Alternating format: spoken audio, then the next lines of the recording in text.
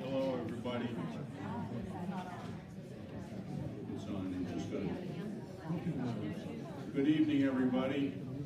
Thank you for being here with us this evening. We're always delighted to have folks who are intellectually curious about important things and important people in the state of Florida, and we've got one of the most important. It's our privilege to have with us Dr. Pedro Greer. Dr. Greer is something of a national and international celebrity for the work he's done in medicine and treating the homeless and treating immigrants. He's been on PBS, CBS, NBC, ABC with his story. And his story is that from the very first, he's been engaged in the community of Miami-Dade in treating the homeless and treating immigrants who didn't have access to medical care. We have gotten to know him because he was our Citizen of the Year, the Bob Graham Citizen of the Year last year. And Bob Graham and myself, I'm David Goldburn, by the way, we had the pleasure of introducing him to our supporters and recognizing him. And his picture, we're proud to say, is up on our wall in the Bob Graham Center. In addition to that, he's been advisor to two presidents, President Bush and President Clinton. He's also won a MacArthur Award for the excellence of his work in medicine. He's won 3 papal designations for his contribution to humanity. So it is with great pleasure this evening that I present Dr. Greer.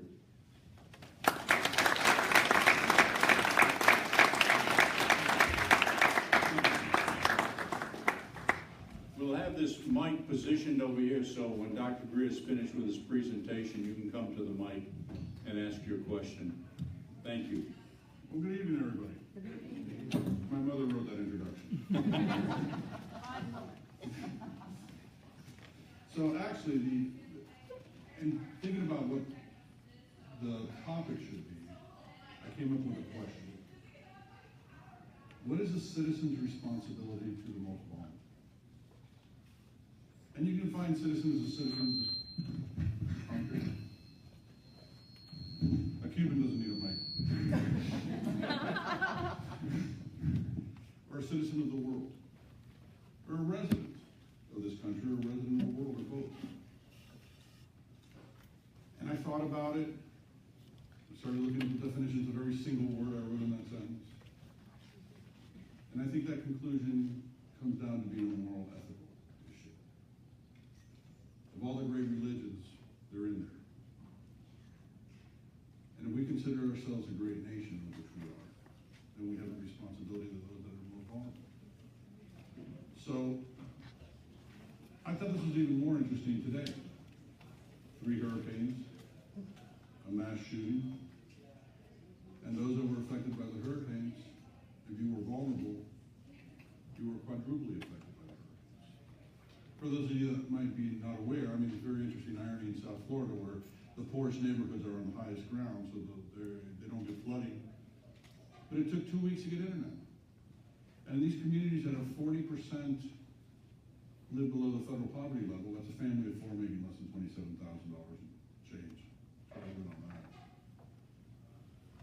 They have SNAP cards or food stamps, which, by the way, because we're a modern society, they're debit cards. So for 2 weeks after the hurricane, nobody in those communities can buy food. Those of us that were lucky enough to got cash before, because we knew that's what happens. Those of us that are lucky enough live in neighborhoods that have supermarkets, that they get stocked pretty quickly. Those that live in those neighborhoods don't. The difference between Opelika, Overtown, and Key Biscayne is a 19-year difference in survival. The report that came out of St. Louis after Ferguson, the federal report, showed that the African-American suburban community versus the white suburban community in St. Louis had a 35-year difference in survival. Social determinants of health are the cause of 90% of diseases in this country. Non-biologic causes. You can call them the social determinants of education. Social determinants of whatever you want. But unless we address them and deal with them, we're going to continue to have people suffer. I hope that by the end here, what I'm going to do is I'm going to tell you my story. That you come up with your answer to what is a citizen's responsibility to the most vulnerable. And more than coming up with your own answer, I hope you come up with an action plan to implement it. So I'm pretty sure you're going to come up with the right answer because I'm a gator. We think correctly. And I'm a much better football team than FSU. Let me give you a little bit about my background. I'm from two islands particularly, both poor, corrupt, and Catholic. Ireland and Cuba. So I can never find my designation of who I am when I'm filling out the thing. I'm Cubish. And I've been married 36 years. My wife is Irish Catholic, so I believe I have the right to define Irish Catholic. And that's people's sense of happiness is tempered by their long periods of depression. It's a thing that no matter what, something's going to go wrong. I'm Cuban, so I believe everything's a conspiracy. My other half is Irish, so I know when everything goes wrong, it's Fidel Castro's fault. And I just go on with that. It was an interesting time when I was here at the University of Florida. We didn't have internet. We had 3 television stations. Growing up until I was, almost 10, we didn't have color television. You actually read and talked. I come from 2 islands. We're narrative writers. We tell stories. That's what you do. You talk, you communicate, you learn. I grew up during the Civil Rights Movement. I grew up during the anti-immigrant movement. I grew up during segregation. I grew up in Miami, which was still a little southern town. I came to Florida, I think it was 2 years after they desegregated the Southeastern Conference sports. I was introduced to things I had never seen in my life, like grits. I had no idea what the heck that was. We didn't have food courts back then, by the way. And in 1961, we moved to a community in Miami called Westchester. Now, I was born in Miami by accident in 1956 because my mother was visiting. My parents had come to America in 1944 and 45. My father was the first one to finish high school, much less go to college or medical school in our family. And he went back to Cuba after graduating from the University of Miami to medical school, working as a croupier and a bouncer in a casino to pay his way through. He said everybody thought he was really rich because he showed up to school in the morning with a tuxedo on. But he was working all night. And after the revolution, when we tried to get back to Miami, the U.S. would not give my family a visa because we came from a very poor family. But as it turns out, I was born in America. So I was an American citizen. My daughter thinks I'm America's first anchor baby, and I'll take that. Even though the origins of my family started off in Europe and the Middle East, the Greer part of our family actually came to the United States in the 1640s, mostly in the South. And then eventually Greers were found throughout. My mother's side of the family, they were DuPonts from Charleston. And her father happened to be a physician from Pennsylvania, University of Pennsylvania, who was the assistant to General Hood.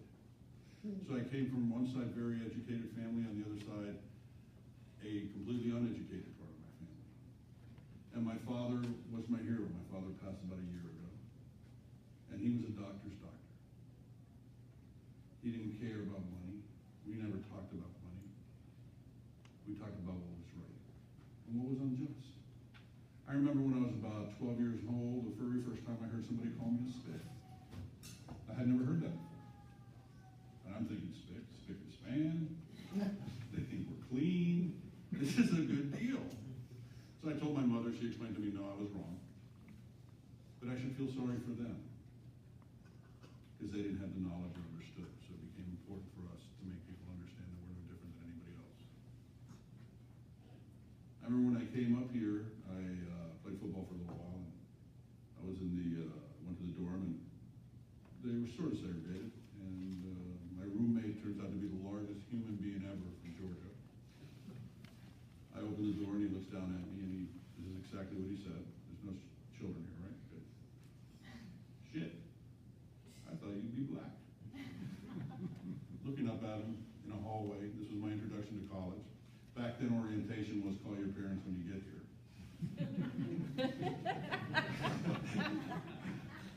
And I said, it's worse than you think. I said, I'm Cuban. I said, we look like them, but we dance like you. So I learned my two most important lessons in life. If they're really big, for your own survival, befriend them. And the other thing was, if we look for what we have in common in our society and not what makes us different, we bound together and there's an instant to anything you can't accomplish. And for the students that are here today too, let me give you another word of recommendation, or more than one word. If you're willing not to take the credit, there isn't anything we cannot accomplish collectively. It's about the end result, not about who gets the credit. And that's a very, very important lesson. So the neighborhood we moved into, we were the first Cubans. It was an all-Jewish neighborhood. And like any good Cuban, I have a cousin named Jesus. Jesus. My best friend was Lanny Schwartz. He's a cardiologist now in Boca. And only in Miami can you say, Lanny, meet Jesus. Jesus, meet Lanny. And he had served in Vietnam. And he told me funny stories about his name. They were in a firefight. He was on the radio, and the commanding officer asked him his name, and he yells, Jesus. And the officer says, my God, soldier, what happened? I said, no, that's my name. So those are the things I grew up with. I grew up with that. I grew up in an all-boys Catholic high school. Actually, more like a reform school. We had the worst football team in the history of mankind. Which now, these guys go to state all the time. My son was on their first undefeated team. So I'm going to read you the first story from a book I wrote almost 20 years ago called Waking Up in America. Christopher Columbus Boys Catholic High School in Miami had the worst football team in Dade County history, perhaps in the history of the world. We were a small ensemble. So small that on the field some of us had to play both ways. Back then that was offense and defense. And these terms changed. I mean, when I was in high school, if you were a crack dealer, you were a great dealer. By the time I got out of medical school, if you were a crack dealer, you were dealing in crack. You could fit our entire team in a mid-sized Subaru, but we played our hearts out. We won our first game my junior year, but managed to go 18 consecutive games without winning again. Our team was so bad that the priest who led our pregame prayer didn't even mention victory. Only plead for no injuries. Then came our homecoming game, and the night the world shifted. It was a warm evening at the Orange Bowl in November 1972, my senior year. We were playing at a top-ranked team, Miami High School, the oldest public school in the city. From the beginning, the game was historic. We actually made first downs. We actually made touchdowns. I was the punter. I even had a 73-yard punt, which means we were way back on our own. And at the end of the second quarter, we filed off the field in utter disbelief. We weren't losing. We were tied. Third quarter was unremarkable. The only thing memorable about it was for the first time in 2 years, 75 quarters, we were able to go to the final quarter with a decent chance of winning. With 2 minutes left to go in the game, we were down 13-20, 15 yards away from scoring another touchdown. Out in the stands, the urban Cubans of Miami High, better known as Savannah High, expressed their true feelings for us, the Americanized suburban Cubans of Columbus High. Arriba, abajo, Columbus pa'l carajo, which basically means up, down, Columbus, go to hell. It was also very interesting being a defensive linebacker, listening to your Cuban counterpart calling signals on the other side going, Hata one, Hata two. We drove to the 2-yard line where our fullback took the ball in for an all off-tackle touchdown round. Just 1 minute and 32 seconds on the clock. The score was tight. Miami high 20, Columbus 19. We had just one chance to win the first game since forever. We were going for 2. We were totally unprepared for victory. We had no victory dance. We had no victory cheer. We had no marching band. So this is the truth. We had 5 guys with kazoos at halftime. And this time we had no piddly little starting team across the scrimmage line. No, we were facing a real football team, burly Havana High. In the glare of the stadium lights of the world-famous Orangeville, I leaned forward and took my position in the huddle, my arms pressed upon my knees. I heard a quarterback call the play that would define the season. Tackle elbow. The issue was technically I was that tackle. But I was about to become a receiver. I could feel the elbow pad slip down my sweat-soaked arms. My heart raced with a fear of mix of thrill and doom as I left the huddle and took my place in the field. As I pray every prayer I knew in Spanish and English. In Spanish, you get so many more prayers and you speak faster. As the ball snapped, I jumped up to block, shuffled left, and ran towards the end zone. The rest of the sequence seemed to happen in slow motion. The ball left the quarterback's hand, arched gracefully toward me as I leapt into the air, and it slipped safely into my hands. I had jumped up and caught the ball. I caught the ball with my hands in the end zone, and I jumped and I jumped and I jumped in elation. We were ahead 21-20. They attempted a field goal. It failed. A victory had come at last, even against a formidable rival. We tasted heaven even when the crowd cheered go to hell. Who would have guessed there we were, the screw-ups, the Three Stooges of high school football. But that night, the night the world shifted, we were homecoming heroes. I've held the sweetness of that night in my memory ever since, in moments of hopelessness when the forces seemed to line up against any glimmer of victory. It has been hoisted me up once again in the orange rush of possibility and guided me to a better place, Kazoo's blessing triumphantly in my wake. Never give up. And I start my book with that story for a very simple reason. Everybody in this room has tasted victory. Whether it's an acceptance letter from a university, whether it's making a team, whether it's doing something. What a great feeling. What a sense of accomplishment. What a sense of confidence it gives you. Imagine being in these horribly vulnerable communities that exist in our state and our country and never have that. You don't even get to apply. So get that letter saying you've been accepted or you haven't. Can you imagine a life like that? Yet so many Americans have that kind of life. And we are blessed and so lucky to be here. And University of Florida does incredible things for students from all socioeconomic levels. But I truly believe that as education prepares you, it is your responsibility to go back and make the society better. We have no choice. We are the government. We are who we're supposed to be. We're Americans. And Americans confront problems and they resolve them. And we do it collectively. And occasionally, if you're lucky, you win a football game.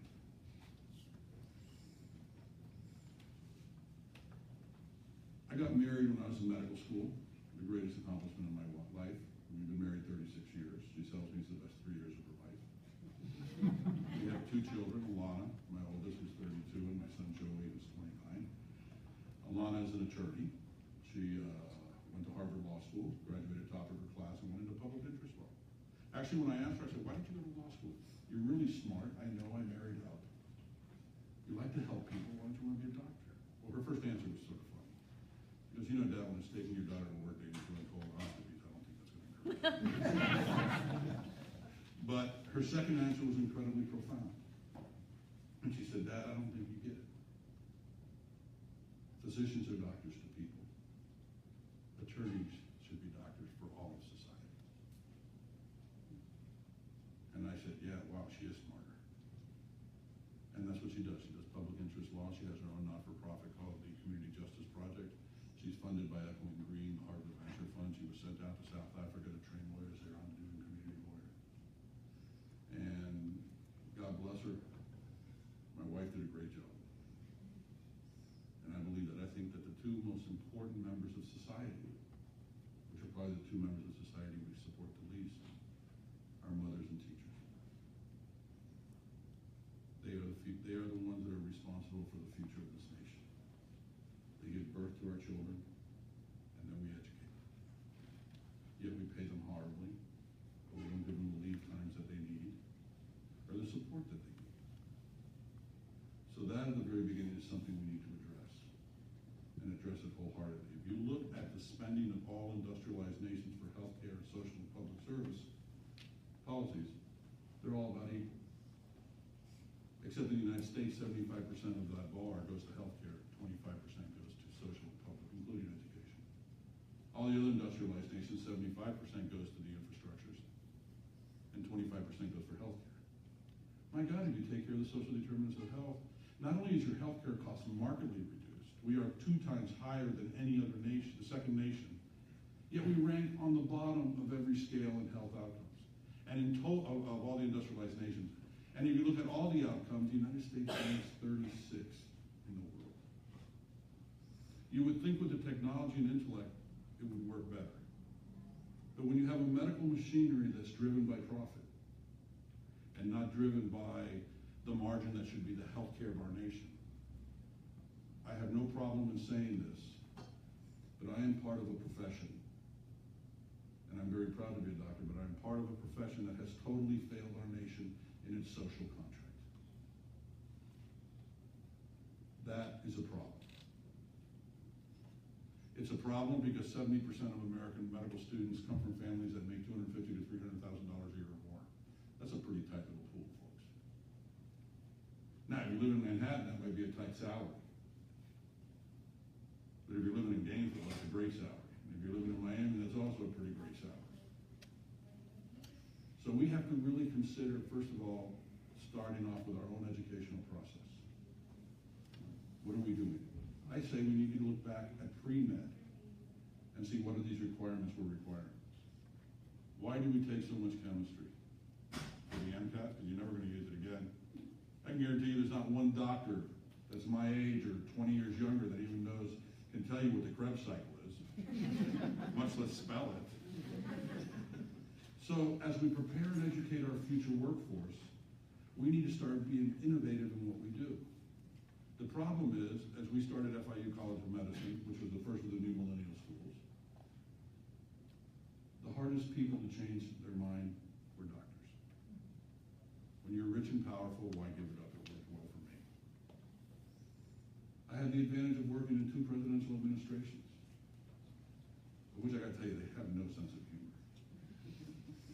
With Bush, I was with Lou Sullivan in HHS, and I remember one time at the Herbert building when we were talking about the future of medicine, and he was the very first one to advocate that we needed more minorities in medical school. But then he said we need more minorities because they tend to go back to their communities and help, which is true. But shouldn't all doctors treat all people? Shouldn't everybody be obligated to do that? I would love to see something here where every single physician after 1 year of internship is required to do 1 or 2 years of service in an underserved area. The greater the need in that area, the more points they get for their subspecialty if they want to do it. That's something that's important. Regardless of how you graduated in your class or if you paid for it or you were on loans. This is not a repayment program. This is a repayment for the education this country has given you to help the health of those that need it the most. We need to be innovative in what we do. We haven't changed our delivery system since it began. You still got to come to the mountain. Well, you know, in these vulnerable communities, let me explain to you what it's like. You got 3 jobs. You're working on an hourly shift. You got 4 kids.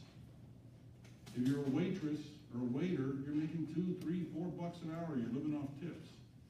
Every time you go to the doctor, that means you make 20% less. What a great sacrifice that is. But we want you to be healthy. Who's going to take care of your kids? I know, but with 20% left, making $27,000 a year, that's a killer.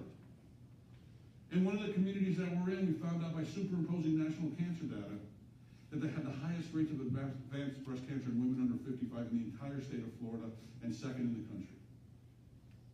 40% of that population that are in Miami Gardens lives below the federal poverty level. 55% is uninsured. When we asked the women if they could get to a mammography, the answer was yes. We have transportation, 3 buses. So when we talk about transportation, is it convenient transportation, or is it a whole day transportation? And when they get there, in public clinics, people are not always treated so nicely. And then they gotta come back. Oh, and by the way, apart from that 20%, they gotta pay the bus fares. And chances are you gotta pay for your kids too, because there's no daycare in these communities. Oh, and if your mammogram is positive, we aren't gonna let you know so you can make an appointment for a diagnostic mammography. We're gonna have you come back because we want you to come back and tell you. You know why we do that? Because if you were insured, every time you come back, I get paid. Doctors respond to the way they get paid just like any other profession in this country. So maybe we need to change the vending machine. And if they do have a positive mammography and they need to go to Jackson, they're uninsured. 9 months to a year to get an appointment. And then 6 weeks to 2 months to get a surgeon or an oncologist. And when we asked the women in that community why they weren't getting mammograms anymore, they said, why should we get one, doc? We're going to die anyways. That, said in perfect English, in a community that's been there in the probably 6th, 7th generation in that community, in a country with the greatest science in the world, and perhaps some of the greatest and deepest pockets. Where is there anything right in that scenario? Where? Oh, we'll do fine. We wrote in the prescription for the mammography. I'm all scot-free. Well, no longer can medicine be practiced that way. And we're going in that direction with the value-based system of reimbursement. You get paid for keeping people healthy. Nowadays, by Medicare, if you get readmitted within 30 days with the same illness, the doctor and the hospital don't get paid. Anthem Insurance just stopped paying for emergency room visits that weren't emergency rooms. In the communities we are, by doing household-centered care instead of just patient-centered care, and dealing with the social determinants, where we have teams of interdisciplinary teams with our students, where they're responsible for these households for 3.5 years of their career. The interdisciplinary teams consist of law students, social work students, public health students, School of Education students, because the households wanted tutoring. They wanted their kids also to be able to have these careers. Then we do a thing called the Wertheim Conference, because he gave us a lot of money. And every year we bring in 1,500 kids to 2,000 kids from the poorest neighborhoods in Dade County, and we have every single discipline there, whether law school, we put them in the very back though. Law school, medical school, PA, nursing, public health, EMT, and these kids go through there. And then we have big old frames that says future doctor, future nurse, future lawyer, future PA. And they get hands-on experience with simulation. And we consider that our health fair. Why? Because we're producing a separate generation, a whole new generation that now has the vision that they can be whatever they want to be. And since we have the most diverse medical school class in the country, we have 34% Hispanic, 12% African American. We wanted to represent Miami. 22% of our medical students, as I said this morning, are actually first generation college. That's only 2% nationwide. Only 5% are Hispanic, and only 5 or 6% are African American. That does not represent our country. And it surely does not represent the intellect that is found within our country and at all levels. And it becomes important that we understand that. And by the way, even though we don't have the highest grades going in, our students the last 5 years running, have the highest scores on the steps 1 and step 2 in the state of Florida. So yeah, it works. And I want to thank the University of Florida, because the overwhelming majority of our students come here from Gainesville. So you guys did a great job. I'm a Gator too. But these students are just there, they're hungry, they want to do well, and they want to save the world. We tell them during orientation, or I tell them, they have 4 years to save the world, and they just wasted 1 week in orientation. We want to set that bar so high to make them understand the importance of their profession and the fact that people's lives depend on it. And they have to come up with new and different and innovative ways, as we need to do in every segment of society. Or else we're not going to move that needle. And when you go to somebody's house, and we did this, now we stay in our communities in perpetuity. We don't leave. We've been there 10 years now. And when you go into these communities, and we did our original surveys, and you'd ask somebody what is their most pressing need, As a gastroenterologist, I would hope somebody would say colonoscopy. Nobody said colonoscopy.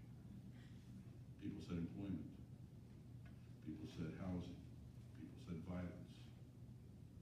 People said all the different things we know were social determinants of health. That unless we took care of those things in that household, how were we going to get to the mothers, the fathers, and the children's health? Or their cousins, or whoever their friends were that were living there. How were we going to get to their health? So we decided, let's try something completely different. And just by intervening that way, now all of a sudden I have Florida Blue, I have Anthem, I have Jackson now has us doing their population health, Baptist health system. Why? Not because we improved their health, because we reduced ER usage by 60%. And we reduced 60% of ER usage without medical intervention. We hire from the community. We decided for our outreach workers we were going to hire high school graduates only. Now that's great. You ever try and get them through HR to university and medical school when you apply for a job with a high school degree? So we had to go to HR and change all that. Of the 22 hires we have made with the outreach workers, and we have 4 different levels that come from these communities, as of today, 11 have graduated college and 2 of those have their master's degree. Why? Because now they're at a public university and they get tuition remission. So wow, we're actually helping and educating and doing what we're supposed to do. And we're in the communities in perpetuity. It does 2 things. First of all, you need that longitudinal care for the student to be able to understand and to learn how you have to take care of people. That no, when you become a physician, it's not a 6-week rotation. It's taking care of somebody for their life. Unless you die first, and then it's your life. And they learn that. They learn interdisciplinary teamwork. They learn all the causes of diseases. These kids that come from families that do pretty well, like my kids. And let me tell you, the 20%, 22% that we have that are first-generation college are not millennials. These kids work their way through college. My kids are millennials. My son also majored in philosophy and religious studies. He became a bartender. Then he became an actor, comedian, and screenwriter out in LA. And he's pretty funny. But I think that this liberal arts education is vitally important for this new generation of college students. Even if you go into medicine, it teaches you critical thinking skills. It's not just about the basic sciences. It's understanding ambiguities, it's understanding what's going on in society. We have to be better observers of what's going on. We have to be like Socrates and question assumptions. And we have to understand that as we go out there to help others, nobody elected us. We become their advocates because of the positions we're in, which means we have to listen to them and not make the changes we think. Why do communities of poverty not like us? Because we'll go in and do a survey, and after 6 months of the survey, we'll come back and we'll say, we're going to build you a clinic. And they say, we never said we wanted a clinic. Yeah, I know, but with all the illnesses and problems you got here, you're going to get sick, so let us build a clinic. Well, the person in the community is going, wouldn't you like to rather deal with the problems we're having so you don't have to build a clinic? Perhaps give us the same opportunities and chances that other kids have, like my kids, so that we can prosper too. That's our responsibility. Our responsibility is to bring everybody up and go forward and continue to do that. When I was in the Clinton administration, it was really interesting. The very first time I met him, this was during health reform. And I went in, and I was at the time an associate dean of the University of Miami, so I went in with deans from other universities. I mean, you could tell Hopkins faculty because they would congratulate each other. The Harvard faculty would introduce themselves as God, not the God, but one of the many gods from the Boston area.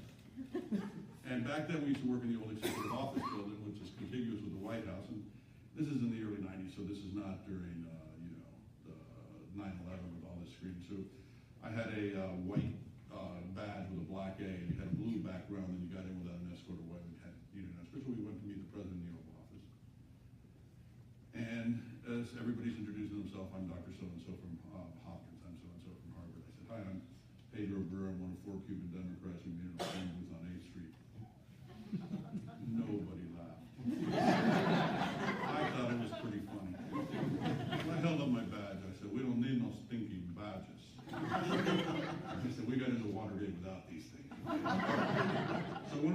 found about our halls of power was too many individuals there took themselves really seriously instead of taking the work they were doing seriously.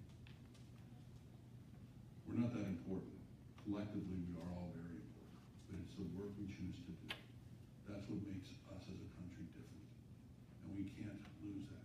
We can't continue to be divided. We can't allow poor leadership that undercuts and erodes the ethics and morality of what makes a good nation. And if leadership's not going to do it, then we're going to do it, and we're going to do it the right way, because there's too much potential in this country that are way too young, that need our help so that can make this nation even greater. Whenever you see patients, we consider our patients the greatest teachers we have.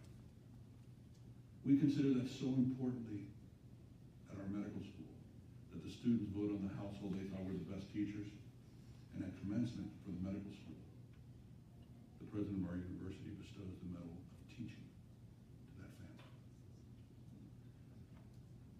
The number of volunteer faculty I have can fill a cruise liner. So what I want to do now, and I'm trying to get it through the promotion thing and get people to buy into it, why can't I have community faculty? They're teaching our students too. Why shouldn't they be entitled to the same title? Why not? They're the ones teaching us, teaching our students. Shouldn't we treat them as we treat all the other teachers? Well, I think that's important. And the patient becomes so important that the lessons that they teach us are lessons that stick, at least with me, forever. So what I was going to do now, I was going to end up with two stories that happened in my career that I had published in that book, to show you how these interactions affect somebody's life. Now, I had great professors here at the University of Florida. I remember in medical school, too. Nobel Prize laureates, which I didn't understand much of they said anyways, they were really smart. But what you learn in your experiences, when you graduate from college and go out into the real world, is when you really start learning. What academia gives you is the tools to be able to make it. What we have to do in academia is not prepare you for the perfect world, but prepare you for the world that exists, but give you the tools so that you make it perfect. Because my generation surely has not. We were all going to save the world. We marched for it, we fought for it. I think then what happened, everybody got stoned. Then they woke up and said, I just want money. But we forgot what we fought for. And we hope you guys continue that banner, because that's what makes us a unique and beautiful nation. And that heart is still here. And it's beating, and it has to grow. It was a Tuesday night. Hold on a second, I gotta find this.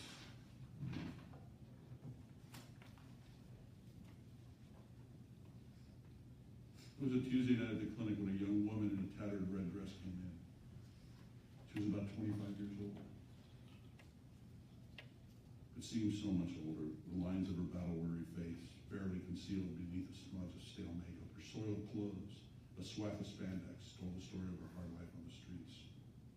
Her eyes revealed her turmoil. But for God's sakes, whatever her story, at the very least, she deserved a bath and a rest.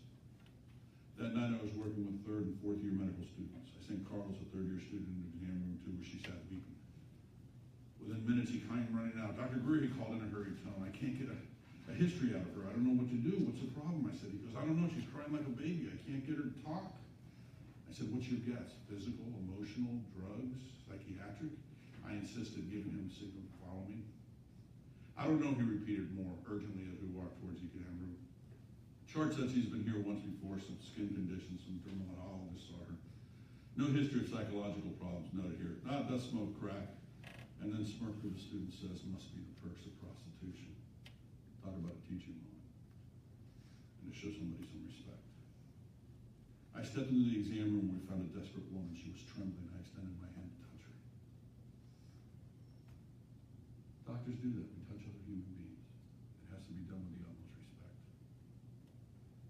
People tell us stories that they're embarrassed about. We have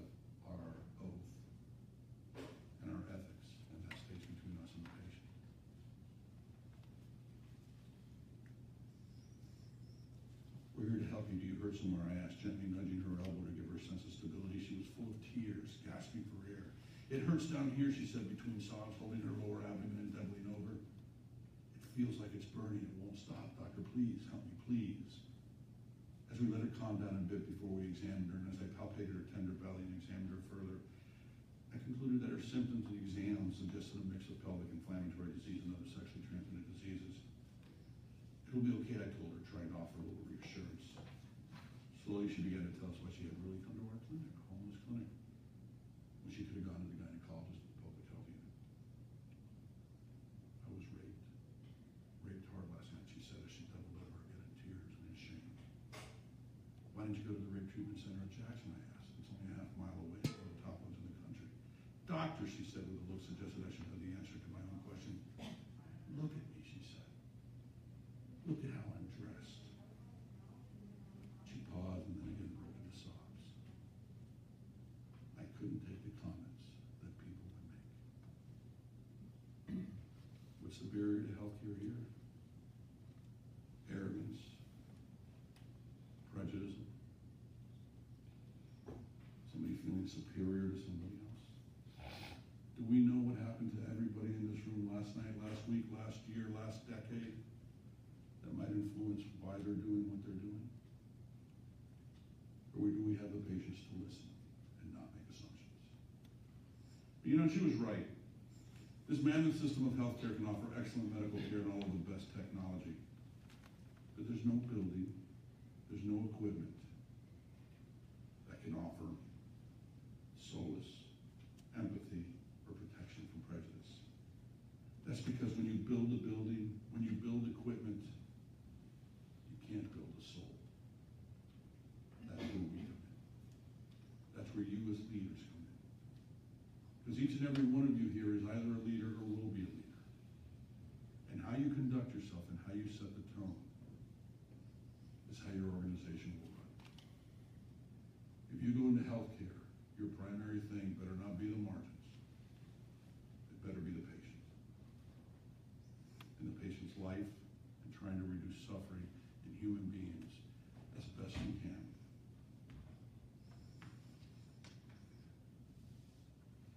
That woman taught me more than any professor I ever had. And I think about what it must be like to be a woman and having to live on the streets in this violence. Somebody was violated in my backyard. And she came to our volunteer clinic because she felt comfortable. What other horrific acts occur to women and to others that they can't come forward for fear of how people will react? Or what they would do to them? I had this young woman one time, 18 years old, that had been raped by her brother's friends, which she told me 6 months after I started taking care of her at St. John Bosco Clinic, and I asked her, why didn't you report this? She goes, my mother's undocumented. They'd look into her and then they'd deport her. Really? Really? An 18-year-old woman has to hold this in. The reason she was sent to me and we formed a relationship talking as patient doctor was because she had functional bowel disorder from this IBS, from all this stress that she had gone through. What kind of society permits that? Or even puts that type of fear in people's heads and in their hearts that they can't go forward? One afternoon and around lunchtime, I walked into the clinic with a sandwich. I greeted the patients in the waiting room and walked over to the pediatric area where I found a mother with 3 of her children. They told me they had come in from the Salvation Army. Her youngest child caught my eyes. He was 6 years old, a little boy with a sweet smile. I'm Catholic, so I naturally feel guilty. So I offered him my bag some lunch, which obviously I don't need, which he graciously accepted. He took the sandwich out of the bag and he split it in 2. He took 2 bites out of one half and slipped both parts back into the bag. Then he carefully folded the bag and put it in his pocket. Why'd you do that, I asked. I have 3 postdoctoral degrees. I've traveled the world. I've gotten to meet some of the most interesting people. I've gotten to meet leaders of nations.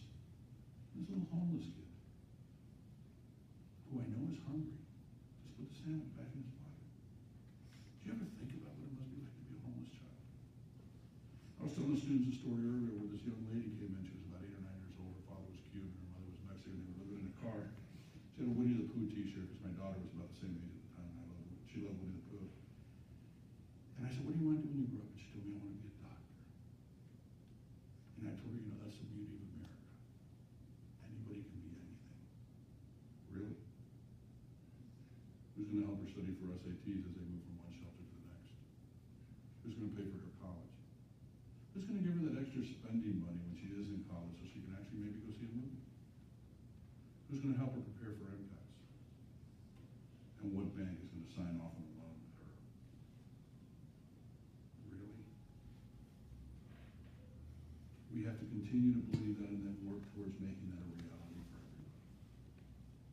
That those that put in the work and the effort have the availability to be able to succeed like everybody else. Why did you do that, I asked him. His reply is stunning. It's for my brothers, he said. He was hungry, but he knew his brothers were just as hungry. You guys, I live in Coral Gables, Florida, the city for the financially gifted.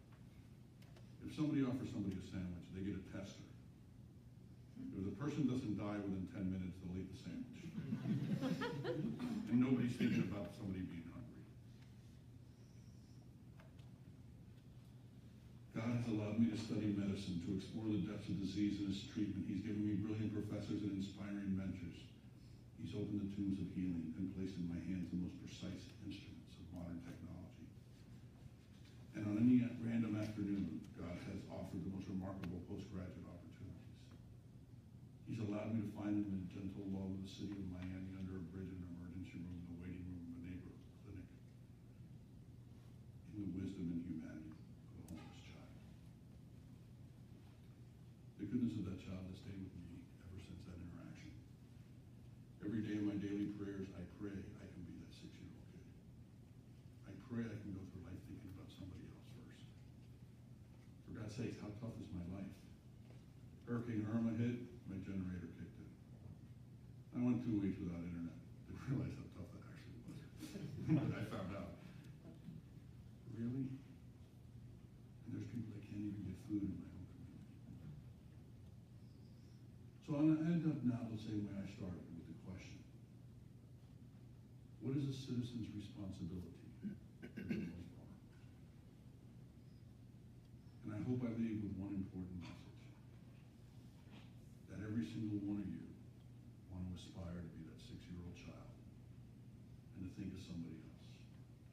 And to follow all the things that were taught to us actually before we were 7 years old. Humility is so important. It's not about taking the credit. It's about making people's lives better.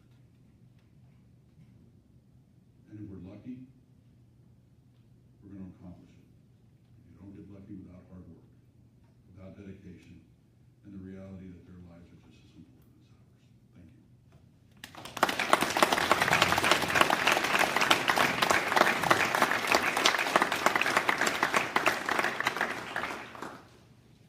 Oh, and he forgot in the introduction, I've also never been convicted.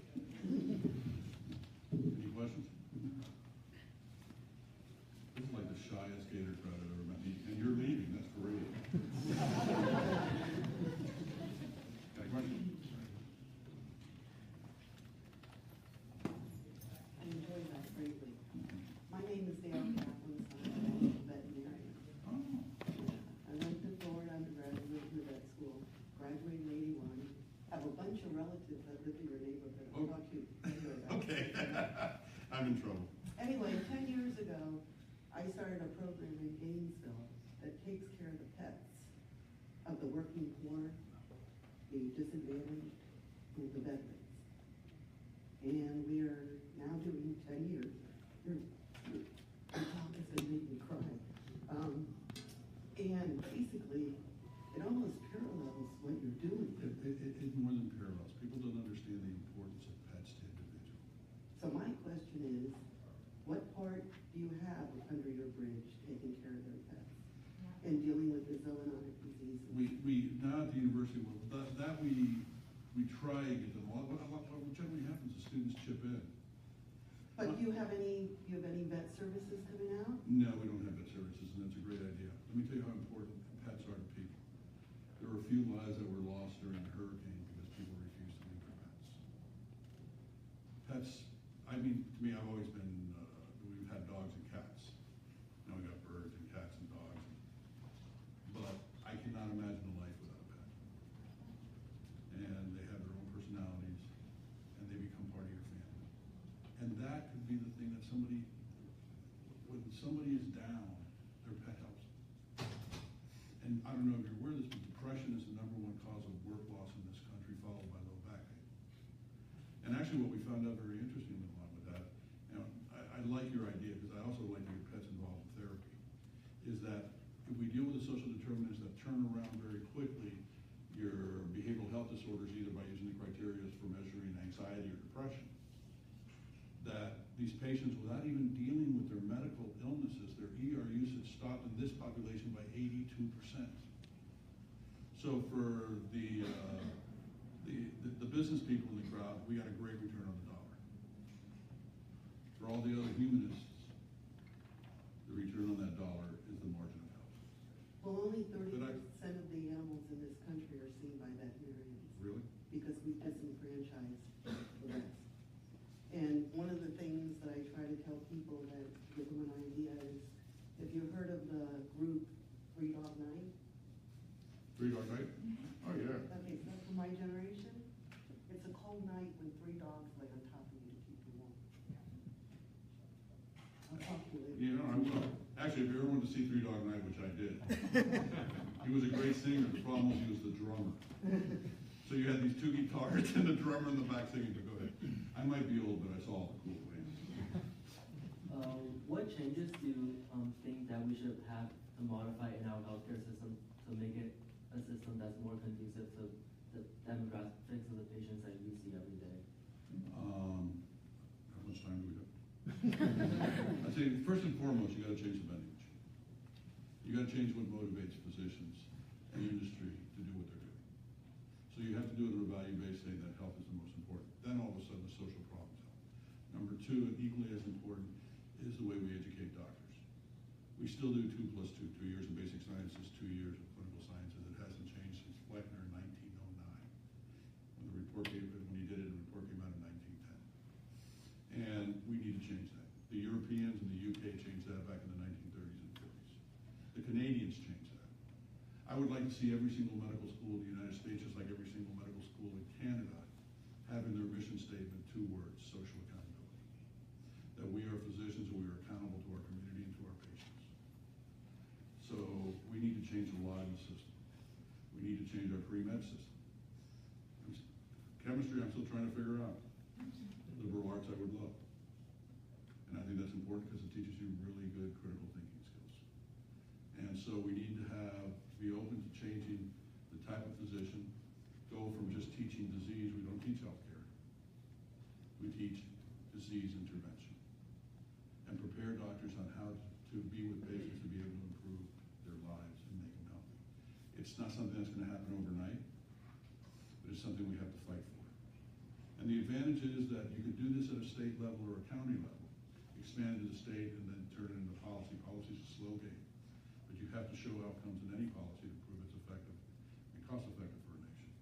But there's a lot that needs to be done, but then we need your input. What do you think? What do you want to do? By the way, what are you studying here? I'm studying biochemistry. Are you? Yeah, I'm a sophomore right now. That was my best 3 years. Yeah, like, I definitely think that the whole pre-med system and the doctor training, like medical school, we definitely do focus a bit too much, I think, on like the medical and scientific parts, like on classes, on academics, on laboratories, practicals, and I feel like we should integrate a part in medical school or a requirement to graduate medical school that focuses on humanity, that focuses on like you must like fulfill one of these requirements, like volunteer weekly or Right. monthly at a. I agree, and there should be criteria for admissions. At the same token, we have to start teaching social determinants and how you intervene in them to resolve them. Because if 90% of the causes of diseases fit into this category, don't you think we might want to educate people on that and deal with it? Well, good luck to you. Where are you from? I'm actually from a little north of Miami, near Miami Lakes. Oh, yeah. Miramar. Yeah. It's a different county, but that's okay. Yeah. I live on the border, so. Okay, thank you. Thank you. Yes, ma'am. Hello, my name is Dana, I'm 19. I also come from South Florida, like where you come from, Fort Lauderdale specifically. We can't get any of you guys down in Dade County. What's going on? Yeah, so I've always, since I've been young, I've always had dreams of, achieving like big things, as in like just things that aren't necessarily like, they were out of my means before, as in like one of my goals personally is just to hold elected office, but the route to get there can be very long, especially if you don't really know how to get there, first of all. So what advice would you give to someone that, if they have these huge goals or goals that are obviously bigger than them, what advice would you give them even though they don't necessarily fit? Yeah, what advice would you give to someone like that? The advice I would give you is, why do you want to go into public office? Use that as your driving force. Do you want to do that because you want to improve society or because you want a title? If it's because you want to improve society, then that's the right direction to go in. Be patient, because every single step are lessons that you learn. Observe. For goodness sakes, we're in the Bob Graham Center. Governor Graham tried 1 billion different jobs. This is a man that didn't have to work. This is a man that totally devoted himself to public service for the right reason. And you can do that too. Be careful, just like I tell doctors. Sometimes they dangle an awful lot of money in front of you. Don't be corrupt. Don't ever forget the reason you want to hold public office. You are representing people. You work for the people that elected you and the rest of that society. Even if they didn't vote for you, you got elected. So it becomes really important that your goals become the mission of why, not the position I want to be. That's the recommendation. And you know what? It becomes the most fulfilling thing in your life. And this journey you're going through to get there, you're never going to have it again. It's a lot of fun. Enjoy every second of it. Don't be in such a hurry. You're older a lot longer than you're younger. Thank you so much. You're very welcome. Hey, Dr. Greer, my name is Laura Dyer, and I think I found my brother by another brother. We're looking at medical education. The curriculum is full, and it seems to me, I work with undergraduate education, it seems to me that there would be a number of topics that could be downloaded, if you will, and taught at the undergraduate level, because undergraduate students are passionate, they're looking for their purpose in life. A number of them here in this room who are in my class. Wait, when you say undergraduate, you mean undergraduate college or I'm talking undergraduate about medical? undergraduate students. Okay, no. Pre-med. Pre-med, no, because Yeah. in medical education, we call medical school Right. undergraduate medical education, Right. graduate medical education when you're a resident.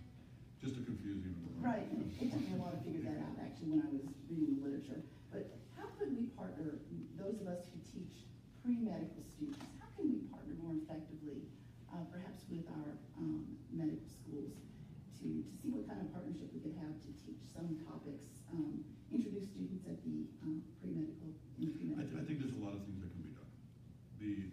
The problem is you also work within universities like in medicine silos. Right. We also know that in academia and particularly in the medical profession, self-promotion is you ascend. That's sort of the antithesis of collaboration. Right. So we have to work within our cultures of our own institutions and go back there and say, listen, let's try and do this. These are the students that are coming here. These are the students that you're going to be educating. What can we do to make them better? What can we do to make our society better? Look at it that way. Look at the year 25, 28, 30, the year 2050, and say, what are the competencies our doctors need then? So we can train them in that now. Right. And sometimes that means starting all anew. And just to give you a little warning, my profession is not the quickest one to make change. Okay? I don't notice, but so even if you read, it's so funny when you read the history of medicine. Gynecology and obstetrics used to be two separate specialties. If you see the letter war at Johns Hopkins when they tried to merge the two, you would think it was a religious war. We have to do things. What I did at our university was I got rid of the Department of Medicine and the specialties in family medicine. I made them all under one department called the Department of Humanities, Health, and Society. Because in an urban in setting, a family practitioner does the exact same things that a primary care internist does. And so, you know, you gotta push the envelope. It's the future of our country. Excuse me, it seems to me that the pre-medical years are overlooked opportunity. Yeah, I agree. Thank Let's you. take the last two questions here from the students. Please, thank you. Hi, Dr. Greer. I'm Logan. I'm a first year from Gainesville, and I'm assuming everybody else in this room very much appreciates your work and your talk, and I want to thank you for that. And my question is basically, if I'm not mistaken, most of your work has to do with urban settings in Miami-Dade County. And yeah, so I was wondering if you'd be interested in some sort of work for underprivileged rural areas, or a way that we could reshape the infrastructure so we could also. 100%, and if you're interested, you can contact me. We're gonna be, our next area we're gonna go to is the Homestead area, which is a very rural area. And what we do is not a model. What we do, we refer to as an approach. You know the old saying, you've seen one community, you've seen one community. Every community is different. They're made up of different people and different personalities. So, you know, taking care of a migrant community is very different than taking care of a non-migrant community that's rural. So, if you want, my email is greerp@fiu.edu. Just send me an email. It's Greer and P, Pedro. Come on, it's not that hard. Well, thank you so much. Okay, send me that. I will. And don't expect a quick response, I'm old. I completely understand. First of all, I want to thank you for coming to talk to us. And my question is, I'm a first-year student at college pharmacy here at UF. Ah. And I know that a lot of the work to help the underprivileged communities is, there needs to be more focus on in school. So what advice do you have for us to do as students to start helping the most vulnerable citizens in our communities? There's a lot of things, and in the schools, that's a very good point you brought up. Back in around 1988, we started a clinic based in a school, not a school-based clinic. There's a lot of times in public schools, and then they had the Megan Act, some other things happened, so you had to get all this background screening for volunteers, but that's fine too. If we could use the space in the school becomes a central point. And if you could take care of the students and their families there, that brings everybody in. And you know, families are different. I'm Hispanic. Hispanics, like African Americans, many times the main person in your family is not your mother, but your grandmother. And that carries a very important role. And you have to bring all these people in, and you have to understand these cultures, and you understand them as you go there and you learn from them. But that's one of the things you can do. I mean, you also know that one of the things we found out is kids fall behind in school because of eyesight issues. Well, the public school system in Dade County says we offer screening, eye screening. However, here's the deal. You have to have at least 25 students from that school sign up. So the students get put on their backpack a piece of paper the teacher gave them to give to their grandmothers. 5 might give it to them. Those 5 come back, but they don't have the critical load that they need to get that done. So look at these things in detail, observe, see where you can fix that system.